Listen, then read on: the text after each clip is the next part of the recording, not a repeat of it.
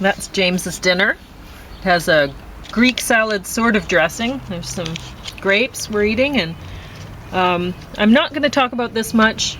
This one, not so great either. This one, terrible. And yeah, and so today we're mostly talking about politics, which is fitting, seeing as the Canadian election is on Monday. So folks, get out I and guess vote. Go ahead and If you actually got a brain in your skull. But if you're going to vote for Paul, you have to stay at home. Don't visit your weird ideas on the rest of us. well, just go ahead and talk about whatever. Talk about the Reagan movie, I guess. Oh, you don't want to? I can. Do you want me to? Well, it's good to get your opinion of the Reagan movie. Okay. Because I've got a different view of Quaid and My the dish weight is he was carrying. already empty because we tried doing this dinner already, and it's so sunny. It's so sunny. The camera, it made it. The battery's too hot, so it didn't work. Yeah. The first time that happened with my camera, I thought, "Oh my gosh, I've killed my camera," but no, it works again. So I'm just basking in the sun. record. I'm telling you, it's nice after a Canadian winter. This is the first day I think it's kind of felt like summer coming up or something. So I've already watched Despicable Me 4. I didn't rate it very highly if you look back at my review of it, but I accidentally got it out of the library because it's easy. It happens so easy with these numbered movies. I forget which one I've watched before, and so I forgot that I'd watched that. So Sonic 3, I definitely haven't seen 2 of these movies. I think I've seen 1. But it's hard to remember. And the only thing that was... This movie would have really sucked had it not been for Jim Carrey. He did a great job. So I recent release? Of course, he's still his voice, even though he might look considerably older. Mm-hmm. And James thinks that Dennis Quaid did a good job as Reagan. Doing the voice, but not lugging around convincing. enough weight. Like Pauline thinks Reagan was average height weight or something like that. Like a meat and potatoes kind of weight. He definitely wasn't as thin as Quaid is portraying him there. I can just see. Yeah, well. And I'm sensitive to that because back in the day, you had all sorts of people beating the drum saying Ronald Reagan's the fittest president ever. I guess that would include Teddy Roosevelt, Jimmy Carter. You knew about Jimmy Carter doing the long distance runs, right? No, I did not. But I guess I'd mentioned it to you. So anyway, this movie is basically it's like a cross between a Hallmark movie and an infomercial paid for by the Republican Party. It's really not. It's not a good movie. You can feel the propaganda just oozing through, and it's also selective propaganda. In other words, it's all sorts of stuff that isn't covered. But that's usually how it is, right? But yeah, you're right. They surely they should cover the other stuff, and you would expect they'd give at least come up with some sort of Republican excuse for or something on it. For example, the big stock market crash, and it was a crash it wasn't a correction in 1987. The biggest going back to 1929. So what is that? That's 56 years? No, 58 years. That's 2 generations. Terrible. Absolutely terrible record. Yeah. So what were they saying about his handling of the economy? Well, the story is told probably very pretend, made up, like a Russian, I don't know what he was, spy or something like that. And so he's saying... That was that voice. I thought it was Gorbachev or something. No. And so he's saying, the Reagan, the American economy was doing so well that he was able to fight us Russians or whatever. I don't know. Anyway, So That's another thing they left out. Okay, I can remember hearing that. So you did that study on comparing, this is back in something like 2010, comparing the Democratic Party and the Republican Party in the United States since 1947, and which party was better at keeping the economy going. They'd been in roughly the same amount of time. Democratic Party. So that's in terms of employment, in terms of per capita GDP. Which party was better at performance at the stock market? Democratic Party.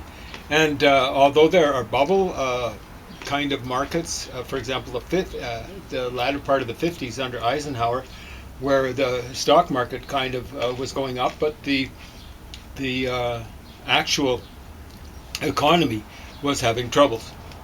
You think I'm making it up, of course, many of you. Well, but, a lot of people, Eisenhower if you had look 3 into it, you'll recessions see in his that 8 it's years. true. What were you saying? If you look into it, you'll see that it's true. A Yeah. lot of people, they'll believe it's a common right-wing conservative myth that the conservatives balance the budget. Well, And- Pauline did that study too. They do not. They underperformed the Democrats since 1947 all the way to 2010. And, the stats seem to indicate that under the Reagan, and before Reagan came in, the American economy was the world's biggest creditor. After it, the world's biggest debtor. Now, I don't know if it was immediately after, but definitely they were running huge, huge deficits. And of course, the deficits add up to debt, cumulative debt. And what was happening? See, Reagan was cutting back taxes on the rich. Meanwhile, he was funding the American military to the hilt. And I really don't have much of a problem with him funding the American military to the hilt. That helped, but it only helped defeat communism in the Soviet Union.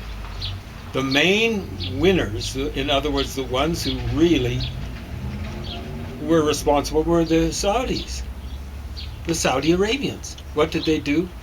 They took a beating, actually, by forcing the price of oil. They just dumped oil on the market and forced it low. The Soviet Union, about the only thing that was keeping their economy going was oil. They were one of the world's, as they are now, one of the world's biggest oil producers and oil exporters.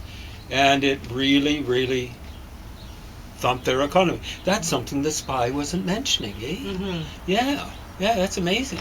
And you almost never hear it. That's really what drove their economy into the toilet. Mm.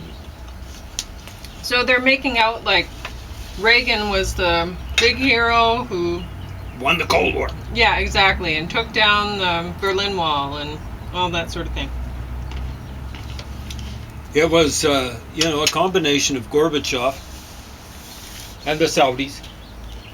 I don't know if the Russians spent that much money on defense in terms of SDI, Strategic Defense Initiative, or whatever it was, fighting Star Wars and stuff like that.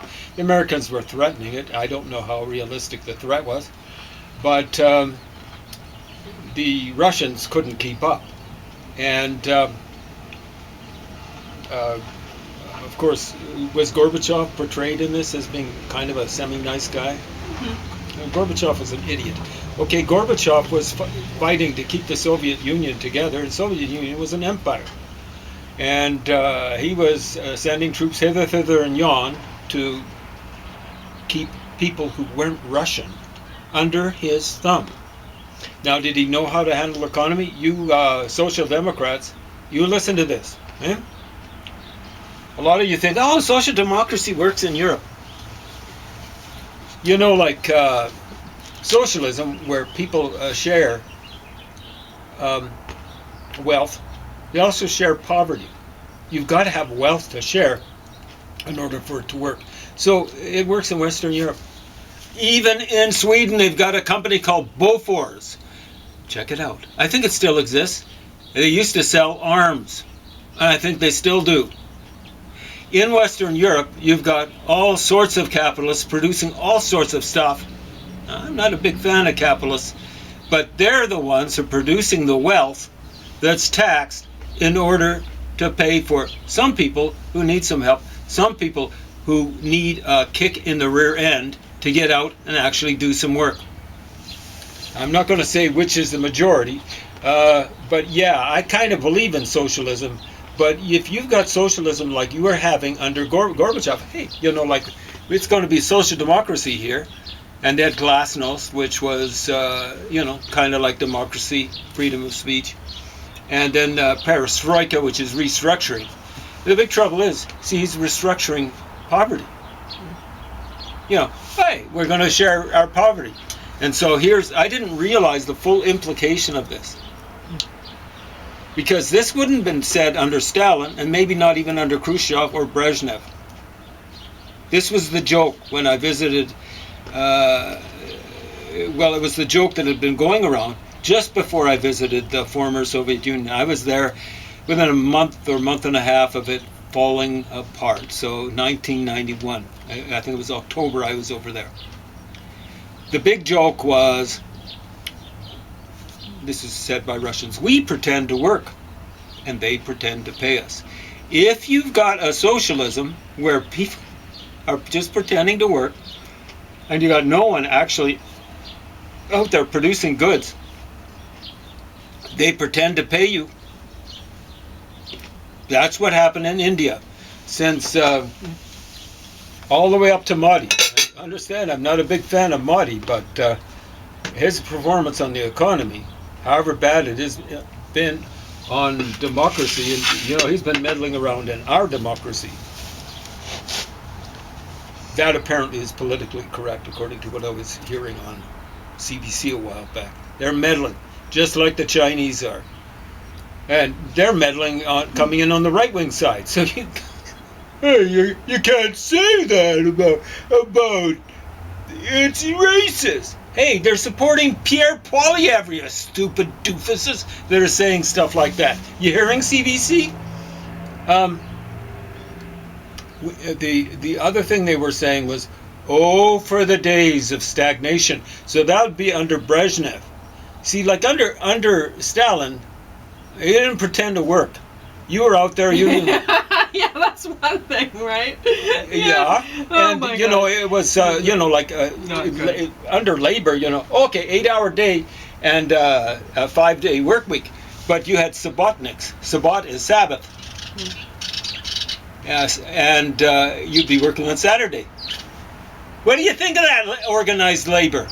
All right. So anyway, Reagan is portrayed as this hard-working, roll up his sleeves and work on the farm. They show him fixing a fence himself, and Did he get tangled up in the barbed wire? That's when they cut away. Anyway, What an idiot. so they're showing him as being a real rancher. No, he was an actor. Yeah. He wasn't a rancher. He had the money, so he bought himself a ranch. A dude ranch. But he's not a real rancher. He's an actor. And not a very good one. So, and he was a salesman, like Donald Trump. What were you saying? No, nothing. The birds no. are, they're getting territorial here. They are, yeah. But, you know, he was a big, I think he had a show and it was sponsored by General Electric. And so he was a big spokesman for General Electric. A liar. Just like Donald Trump. You know, people are trusting Donald Trump and saying he's not a politician. He doesn't lie. Madison Avenue. Do you know what Madison Avenue, folks, is about? I mean, I'm talking to the Donald Trump supporters out there, all one half of the brain out there. Madison Avenue is about lying and getting away with it. Yeah, just like Wall Street's about, you know, stock market, all that sort of stuff. Madison Avenue is about lying. That's a place in New York, okay? It's a street. Okay, as Donald Trump said. So, you know, like, Donald Trump doesn't lie. He's not a politician. He's a politician and he's an advertiser. He's a business guy. Come on, wake up, smell the coffee. It's espresso. How come you can't smell it? What are you going to say? Well, did you want to talk more about I want to Reagan? talk more about this chip because there's all sorts of things. Like I don't really, recommend the movie. It's sloughed over Iran-Contra. You know, oh, we didn't know about it. If he didn't know about it, that's his responsibility. Yeah, oh yeah, and we should bring that up because he was mentioning he was going against the student protests. They had silent protests at the university. And when he was governor, you were saying? Governor of California came from 66 to 70. He probably took over in 67 and gave up the reins of power. So he was in the movie, he's saying, he's kind of blaming the people who decided, well, you were going to let these people who were protesting, the students protest, they break the law, but oh, it's okay as long as they're protesting something or whatever. And so Reagan was very against that. He thought he wanted to put a stop to it. Now, personally, I don't believe in breaking the law when you're demonstrating, but go on. But Reagan saying that, talking about, oh, well, you pick and choose, students shouldn't be able to pick and choose when they break the law just because it's a protest or whatever. Well, he was a hypocrite because a hyper hypocrite. Yeah. Because that's basically individuals choosing to make this decision. Some of them would be organized by commies or whatever. Some of them would be anarchists. But when it's a whole big institution like the Republican Party doing this in Iran-Contra, then it's hyper hypocrisy. Go on. Oh, you go ahead. Well, so what I was going to say is he has to know. Now, he did know. Okay, folks? The only way you can say he didn't know is you can say, well, he wasn't of sound mind. And he was getting he wasn't to that of sound mind a lot of the time when he was. But he knew about it. What he didn't know it would be folks doing it like Oliver North and his guys handling him would be saying, well, we better not tell the president about this. This is what he'd want us to do, but we don't want him to be liable. And when you got people like that working for you, they're bad people, and you are a bad person for appointing them. Huh? You're appointing people who are trying to save you from the implications of your policy. And part of policy is the people whom you appoint. So you could say Hitler doesn't know about, or someone could say Hitler didn't know about all the SS and Gestapo sort of stuff.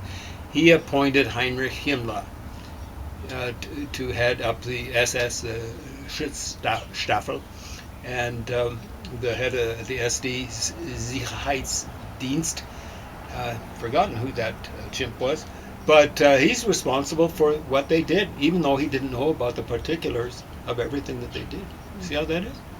Heinrich Himmler was a bad guy, and stuff like that. So Reagan's responsible. Now I was touching on the left wingers. You folks were talking about what happened in California with all those stupid demonstrations in the late '60s, even earlier in Berkeley, middle '60s. You were the guys. You're the chimps who are responsible for getting this guy elected. And then you supported Carter. You're doubly responsible for getting this guy elected. Governor of California, there's no guarantee that he's going to make it to be president of the United States. But people were so sick and tired of all the stupid demonstrations. And there were a lot of them. There were some that were important, like what Martin Luther King was doing and stuff like that. But especially like when you're throwing Molotov cocktails and stuff like that. Absolutely irresponsible. So when Reagan, this was like in the 60s, it might have been 67 or something like that. If they want a bloodbath, they'll get it. Something like that. That's almost a direct quote from Ronald Reagan. And people were going, and this would be working class people. Right on. You might think I'm gross because my nails are dirty, but that's she was because working I work. in the soil. Yeah, well, it's peat moss, so it's not really dirty. Anyway, it's the same sort of thing with Donald Trump. Donald Trump would never have been elected back in, or fake elected back in 2016 if a whole bunch of stupid people out there on the phony left, basically academics and their ilk, hadn't been supporting Bernie Sanders. So much so that they just felt it was their duty to the world, not just to the United States, to sit on their hands during that election. The turnout for both parties was low, almost like historical low levels in 2016.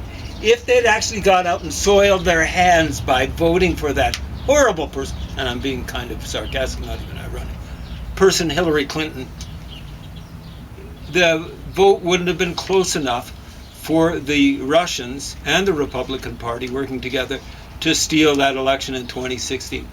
These stupid supporters of Bernie Sanders almost cost the election in 2020. Yeah, the vote was very close. And you're still out there, probably huge supporters of Kamala Harris. Loser! She's a loser! You guys are losers! And, you know, like what I say is, if you got problems, it's okay to have problems.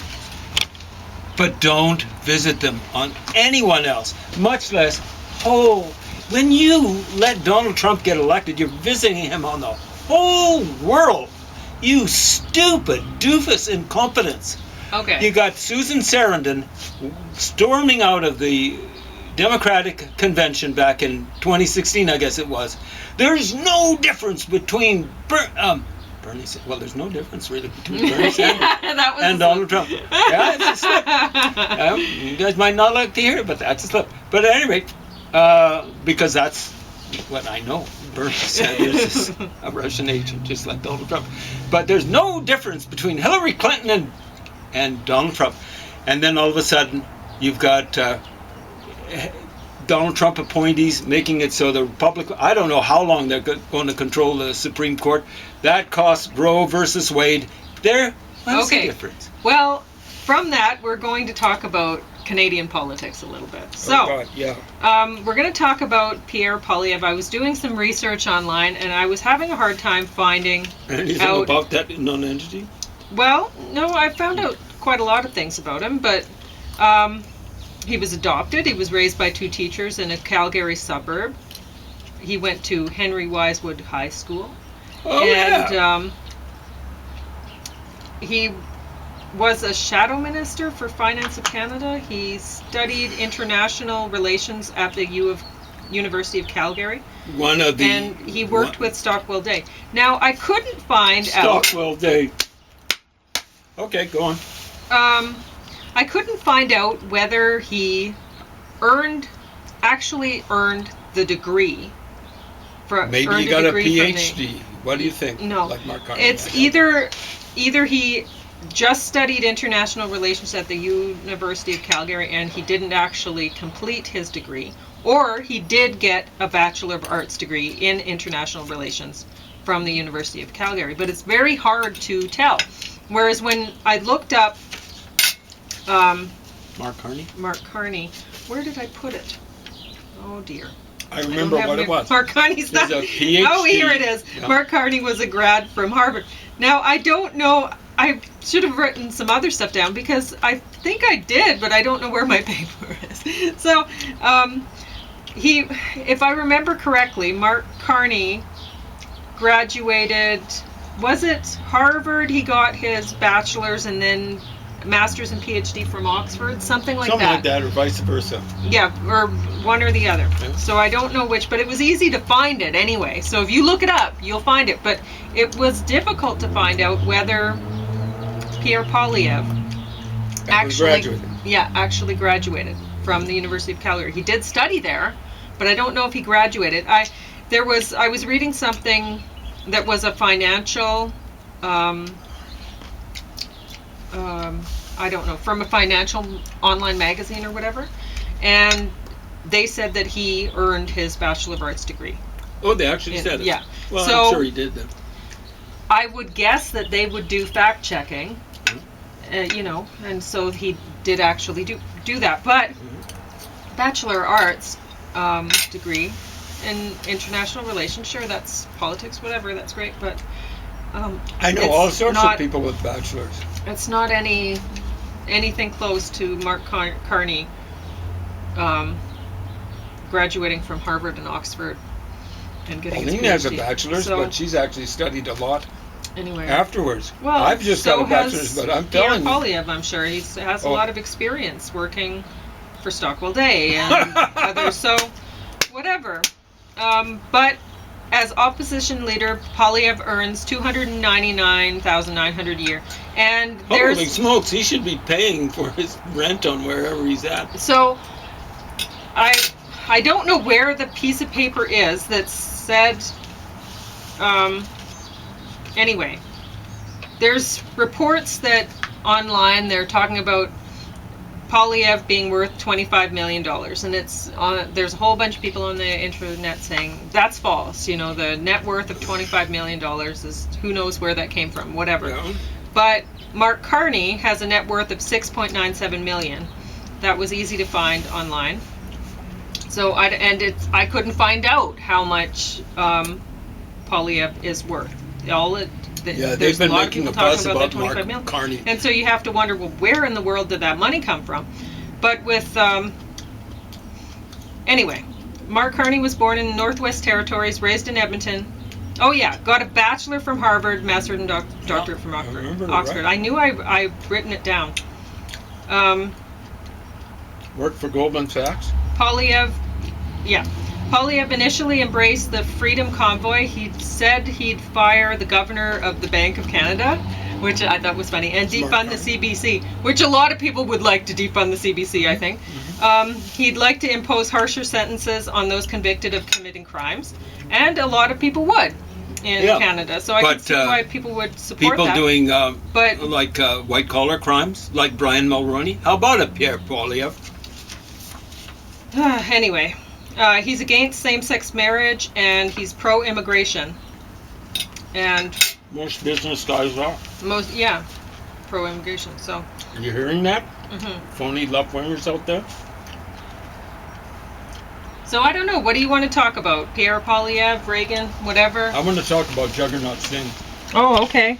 Well, you have 1 minute 34 seconds to Juggernaut. rattle that Hey, off. Dude, you stop trying to steal votes off of the Liberals. If you let Pierre Poilievre get a minority government, I can't see him getting a majority. But if he gets a majority, it'll be awful. But a minority government, the Bloc Québécois will go along. Bloc Québécois wants to tear Canada apart. The thing for you to do is just say, vote strategically. Where it looks as though NDP can win, let them win. If it looks as though they can't win, vote Liberal. If you get in a minority situation with Liberal in there, you'd better knuckle under and cut out this stupid, racist, open-door immigrant policy. Let anyone in, no matter how racist, how criminal they are. Yeah, that's ridiculous. Right? Because that's really what cost the Liberals, was costing them. Everything to do with too much immigration. The housing crisis, energy crisis, water crisis out here. Calgary's like 1 million more people now than when I lived there in the late 60s, mid to late 60s. Calgary probably didn't have enough water then. Okay, so cut it out, you stupid juggernaut. Upsetting my stomach. It really is. How much time? That's it.